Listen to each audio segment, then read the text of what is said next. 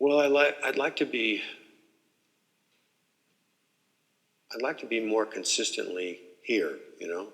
I'd like to really get on I'd like to just, and I know it's not probably ever maybe possible, but because it's so improbable and so impossible, I'd just like to really see how long I could last as being really here, you know, really in it, really alive in the moment, you know? And you see people, I like to live to be old, you know, so I think I have a chance. I'd like to just be more here all the time, and I'd like to see what I could get done, what I could do if I really didn't cloud myself with automatic, you know, if I were able to not get distracted, to not change channels in my mind and body, you know. So I would just, you know, I'm my own channel, you know. I was just really here and always with you, you know. That you could look at me and go, okay, he's there.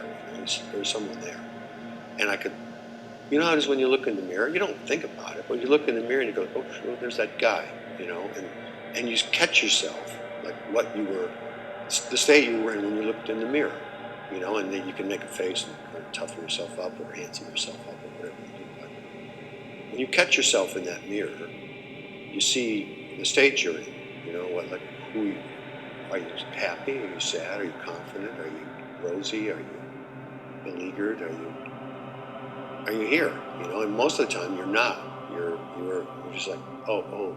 It's almost like you want to look away because it's like, that's not me there. That's what I'm doing right now, but that's not necessarily me.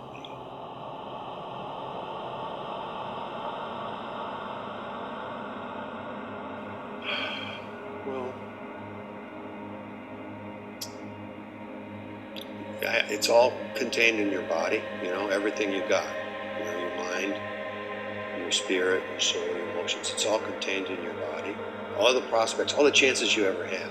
I keep thinking of this Clint Eastwood line. It's a hell of a thing, killing a man.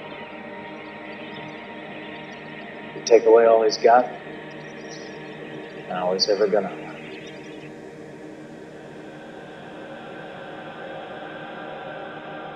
You have no idea how much you could do if you could just, you could do so much. And I've never had anyone talk like that. And it was funny because it was like a drinking phone call in the middle of the night. And I listened to her for 40 minutes or so, 45 minutes while I was sound asleep. But it was it was really like it came from the other side. You know, it felt like it. It was sort of like a, you know, a voice that was sort of intoxicated, or like a, you know, one of the visionaries, you know, visionary speaking to you in the night, coming out into a dream. I hope to remember that kind of thing. Just try to remember those things, that encouragement.